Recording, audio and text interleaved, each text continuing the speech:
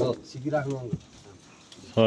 नमस्ते। यो चाहिँ हाम्रो राजभाइको घरमा फरायनको डबल जाली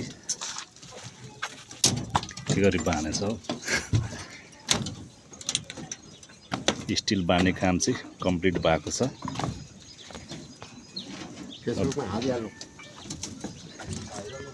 9 गते ढलान हुने बिममा चाहिँ कति 12 mm को डन्डी 6 वटा हालेको छ भने स्ल्याबमा चाहिँ 10 mm र 8 mm को मिक्स गरेर